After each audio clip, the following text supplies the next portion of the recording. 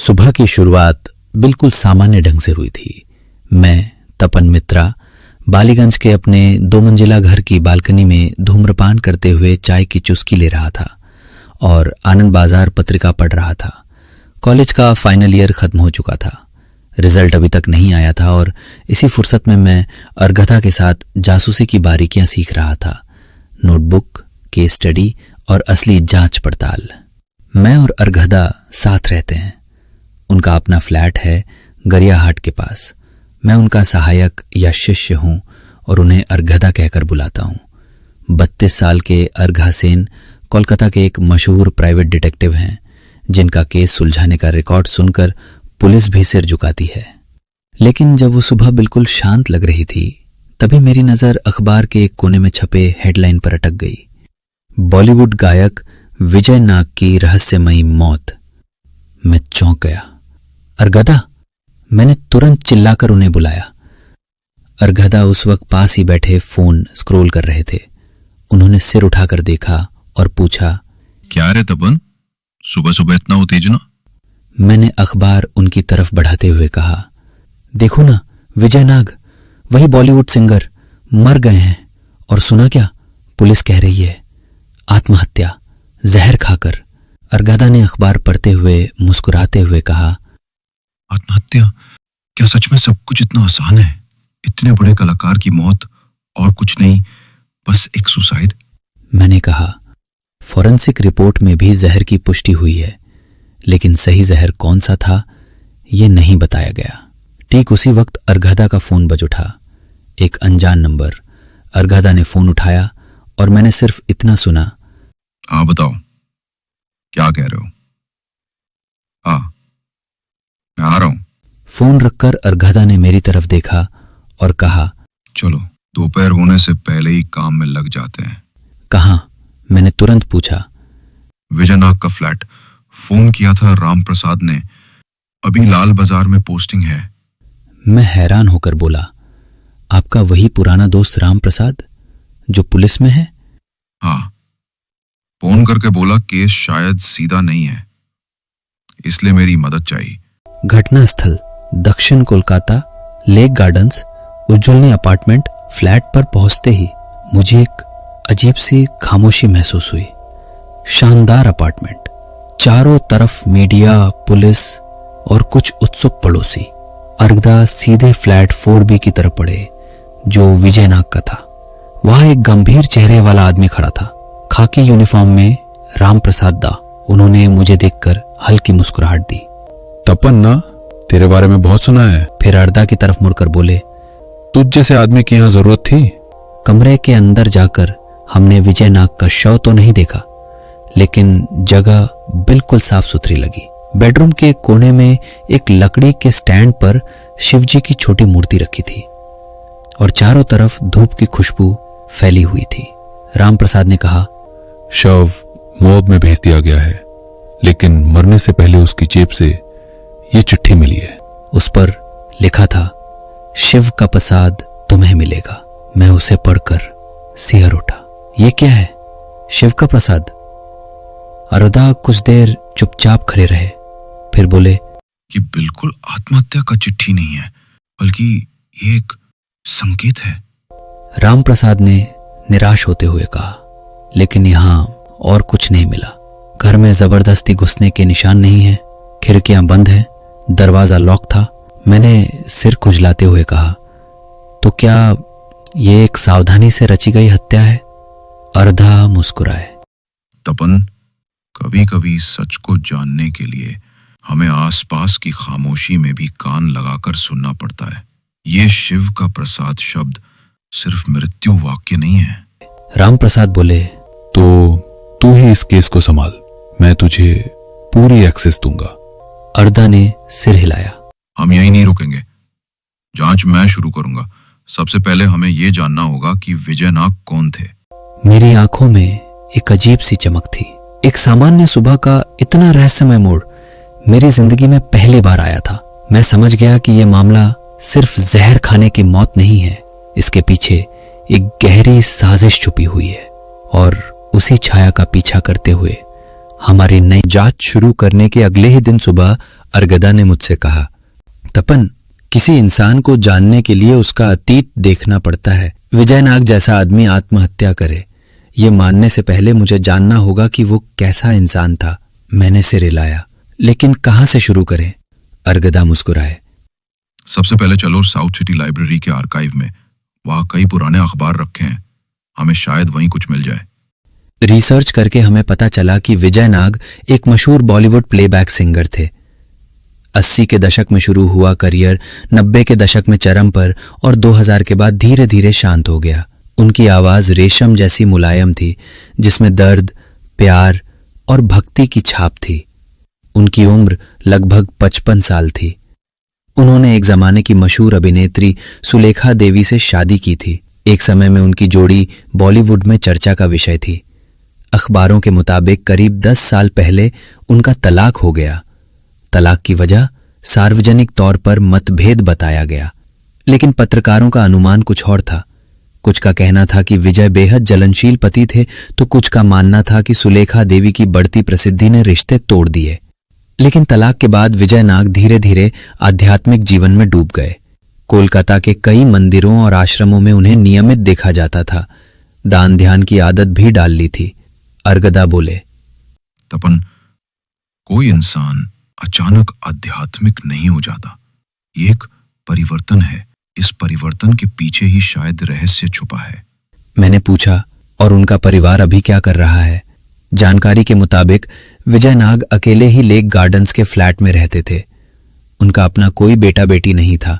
उनकी बहन का बेटा अतुल सेन उनका एकमात्र करीबी रिश्तेदार था।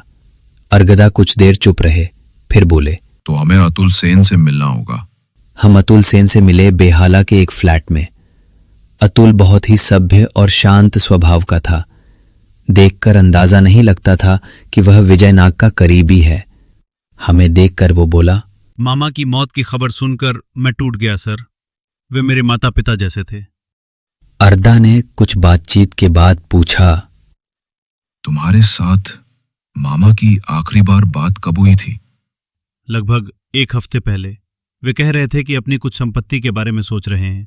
मैं उस समय कुछ समझ नहीं पाया। अर्गदा ने तीखी नजर से देखते हुए पूछा, क्या आप अब भी उनसे संपर्क रखते थे?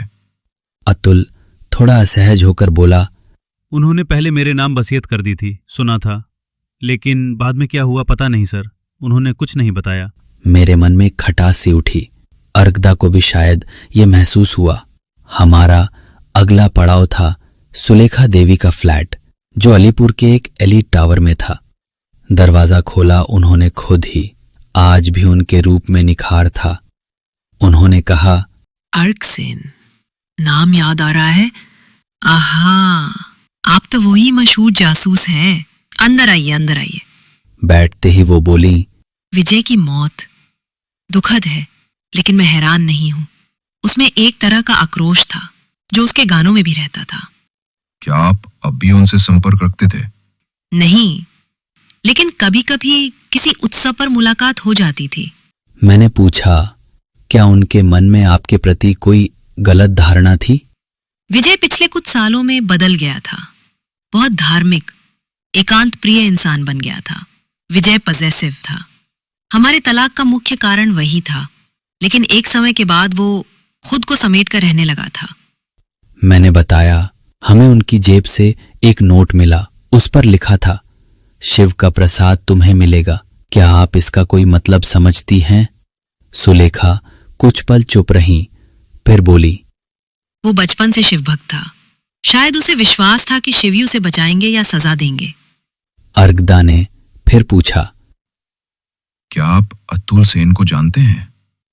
हाँ, बचपन से जानती हूँ। काफी अच्छा लड़का था। ये जवाब हमें थोड़ा ज्यादा ही सहज लगा। फ्लैट वापस आकर अर्गदा ने मेरी तरफ देखा। मुझे यकीन है कि ये आत्महत्या नहीं है। जहर दिया गया है, लेकिन किसी ने उन्हें दिया है, और ये सुराग अतीत के किसी रिश्ते से जुड़ा है जिसमें आध्यात्मिकता और धोखा दोनों है। आपका क्या अनुमान है अर्गदा? वो धीरे से बोले, मुझे यकीन है कि ये आत्महत्या नहीं है। जहर जरूर था, लेकिन किसी ने दिया था, और इसका सूत्र उनके अतीत के किसी रिश्ते से जुड़ा है जिसमें आध्यात्मिकता और धोखा दोनों शामिल हैं। मैंने पूछा, तो अब हमारा अगला कदम क्या है? अर्गदा मुस्कुराए। तुम्हें कुछ जगहों पर ले चलूंगा। विजय का धार्मिक रूट, उसके पुराने दोस्त, वो शिव मंदिर जहां वो नियमित जाता था। इस शिव का प्रसाद का मतलब निकालना ही होगा। हम दोनों अर्गदा के गोल पार्क वाले फ्लैट से निकले, रिक्शा बुलाकर बैठ गए। हमारा पहला पड़ाव लेक गार्डन्स का शिव मंदिर, जहां विजयनाग रोज सुबह पूजा करने जाते थे। रिक्शा चलते चलते मैंने पूछा, अर्गदा, क्या आपको लगता है कि इस शिव का प्रसाद के पीछे कोई संकेत छुपा है? अर्गदा कुछ देर चुप रहे, फिर बोले, तपन, तुम जानते हो, कोई भी अपराधी अपने काम में अपनी छाप छोड़ जाता है। शिव का प्रसाद, ये 3 शब्द ही एक छाप हैं। ये प्रसाद जहर हो सकता है या कोई गूढ़ बात। मैं चुपचाप सिरे ला लिया। मंदिर छोटा सा पुराने अंदाज का था। पुजारी का नाम था श्रीधर झा, मोटे चश्मे वाले, माथे पर बड़ी सिंदूर की बिंदी। अर्गदा ने परिचय दिया तो वे बोले, हाँ, विजय बाबू नियमित भक्त थे, रोज आते थे, चुपके से दान भी कर जाते थे। मैंने पूछा, वे किस तरह की बातें करते थे? श्रीधर बाबू ने सोचकर कहा, वे कहते थे, मैंने पाप किया है, लेकिन अब भगवान शिव से माफी मांगूंगा। अर्गदा की आंखों में सवाल उभर आया। मैंने पूछा, कौन सा पाप? वो नहीं बताते थे, पर एक बार कहा था, भरोसे ने ही मुझे तोड़ दिया। मैंने कहा था, माफी मांग लो तो सब ठीक हो जाता है। वे हंसकर बोले थे, तो मुझे शिव का प्रसाद चाहिए। अर्गदा चुपचाप सुनते रहे। आखिर में बोले, क्या विजय नाग यहाँ किसी से मिलते थे?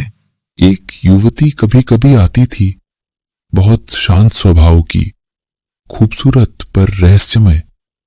विजय बाबू ने उसका नाम नहीं बताया। लोग कहते थे शायद उनकी पूर्व पत्नी की जान पहचान वाली है। हम गए नबीन पल्ली के एक छोटे से फ्लैट में, जहां विजयनाग के पुराने सहकर्मी नबारुण दत्त रहते थे। नबारुण बोले, विजय आखिरी दिनों में बिल्कुल बदल गया था। पहले मस्ती करता था, पर बाद में बिल्कुल शांत।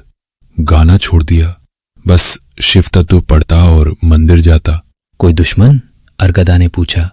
नबारुण चुप हो गए, फिर बोले, दुश्मन नहीं, पर विजय को बहुत शक होने लगा था। बार बार कहता, मेरा सर्वनाश हो जाएगा, कोई मेरी गर्दन पर सांस छोड़ रहा है।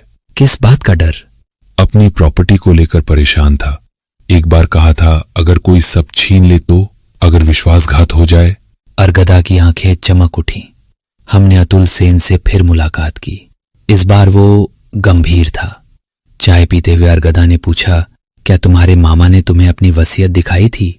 अतुल बोला, नहीं, बस कहते थे सब कुछ तुम्हारा होगा। मैं उनके आखिरी वक्त तक साथ था। तुम्हारा सुलेखा देवी से अब भी संपर्क है? अर्गदा ने सीधा सवाल किया। बार अतुल की आंखें फैल गईं। नहीं, बिल्कुल नहीं सर, मैं उन्हें सालों से नहीं मिला। एक उसकी आंखों के कोने में एक पल की बेचैनी झलकी। अर्गदा ने उसे नोट कर लिया। तफ्तीश के दौरान हमें एक वकील के ऑफिस से पता चला, 2 महीने पहले विजय नाग ने एक नई वसीयत बनवाई थी। उसके मुताबिक उनकी सारी संपत्ति शिव भक्त कल्याण ट्रस्ट को जानी थी, जो खुद विजय ने बनाया था। लेकिन समस्या ये थी, वसीयत जमा होने से पहले ही विजय मर गए और वो कॉपी गायब थी। कोलकाता की गर्मी की सुबह में एक अजीब सी भारीपन था। हवा में हल्की धुंध की थकान फैली हुई थी। उस सुबह भी कुछ ऐसा ही था। हम दोनों फिर से विजय नाग के फ्लैट पर पहुंचे, लेकिन इस बार कुछ अप्रत्याशित घटनाओं का सामना करना पड़ा। फ्लैट का दरवाजा बंद था, जबकि पुलिस को हमारे आने की सूचना दी गई थी। नीचे केयरटेकर ने बताया, दादा, कल रात कोई आया था, ताला खोलने की आवाज सुनी, लेकिन कोई कुछ नहीं बोलता। अर्दा ने कहा, तपन, लगता है कोई चुपके से कुछ मिटाना चाहता है। हमने फिर रामप्रसाद से मुलाकात की। रामप्रसाद बोले, हमारी फाइलें खंगालो तो पता चलेगा।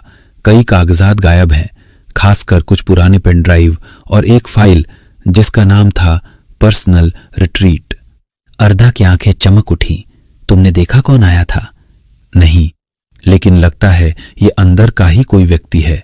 हम गाड़ी से बालीगंज प्लेस पहुंचे, जहां सुलेखा देवी विजयनाग की पूर्व पत्नी रहती थीं। एक समय की चमकती हुई अभिनेत्री अब एक स्वयंसेवी संस्था चलाती थीं। फ्लैट में घुसते ही उन्होंने हमें पहचान लिया। अरे अर्क बाबू, आपको फिर देखकर अच्छा लगा। मैंने मुस्कुराकर कहा, हाँ, शायद बार बार मिलने का कोई कारण है सुलेखा दी। वह सफेद चूड़ियों में माथे पर लाल बिंदी लगाए बैठी थीं, आंखों में थकान। आप जानते हैं, विजय की मौत ने मुझे अंदर तक हिला दिया है। हालांकि हमारा अलगाव बहुत पहले हो गया था। अर्गदा ने सीधा सवाल किया, विजय बाबू की मौत से पहले आपने उनसे संपर्क किया था? सुलेखा देवी चुप रहीं। नहीं, बहुत समय से कोई संपर्क नहीं था। मैंने पूछा, क्या आपका अतुल सेन से अभी भी संपर्क है? वो असहज होकर हंसी। वो तो मेरी बहन का बेटा था, संपर्क रहना स्वाभाविक है, लेकिन व्यक्तिगत कुछ नहीं। अर्गदा ने गंभीर होकर पूछा, तो आप कह रही हैं कि अतुल से आपका रिश्ता पूरी तरह निष्पक्ष है? आपके शब्दों का इशारा मैं समझ रही हूँ, लेकिन अनुरोध करूंगी, सच्चाई जांचे बिना ऐसे आरोप न लगाएं। हम धन्यवाद देकर चले आए। बाहर निकलते ही मैंने फुसफुसाया, अर्गदा, सुलेखा देवी की आंखों में डर था, तुमने देखा? अर्गदा ने कंधे झटकते हुए कहा, डर सिर्फ गुनहगार की आंखों में होता है, निर्दोष के नहीं। विजयनाग के फ्लैट की फॉरेंसिक रिपोर्ट आई। रिपोर्ट के मुताबिक कमरे के कुछ हिस्सों में जानबूझकर आग लगाई गई थी और फर्श के पास जहरीला प्रोटीन मिश्रित पदार्थ मिला। अर्गदा बोले, तो जहर खाने में मिलाया गया था। सवाल है किस चीज में? मैंने कहा, प्रसाद में। अर्गदा ने सिर हिलाया, या दूध में। विजयनाग रोज सोने से पहले गर्म दूध पीता था। शाम को घर लौटते समय गली के मोड़ पर मुझे साफ लगा कोई हमें फॉलो कर रहा है। अर्गदा, कोई हमारे पीछे? अर्गदा ने तुरंत कहा, चलो साइड की दुकान में घुसते हैं। हम एक पुरानी किराना दुकान में घुसे। खिड़की से देखा, एक काला पंजाबी पहने आदमी मोड़ पर से वापस जा रहा था। अर्गदा ने धीमी आवाज में कहा, तपन, इस केस में सिर्फ हत्या नहीं, कुछ दबे हुए सच भी हैं। रात 11 बजे फोन पर एक कॉल आई, सेन साहब, इस मामले में ज्यादा ना उलझे, शिव का प्रसाद सबके लिए नहीं होता। कॉल कट गई। मैं स्तब्ध रह गया। अर्गदा, ये धमकी है? उन्होंने ठंडे स्वर में कहा, यह चेतावनी है। लेकिन हत्यारा एक गलती कर गया। क्या गलती? हमारा नाम जानकर कॉल किया, मतलब वो जानता है कि हम जांच कर रहे हैं, मतलब वो हमारे जानने वालों में से ही है। मैंने अपनी डायरी में लिखा, अर्गदा के साथ रहकर मैं सिर्फ रहस्य सुलझाना नहीं सीख रहा, इंसान, विश्वास और धोखे के जाल को समझ रहा हूं। विजयनाग की मौत सिर्फ एक हत्या नहीं, एक आत्मा की मृत्यु है। अब बस इंतजार दबे सच के बाहर आने का।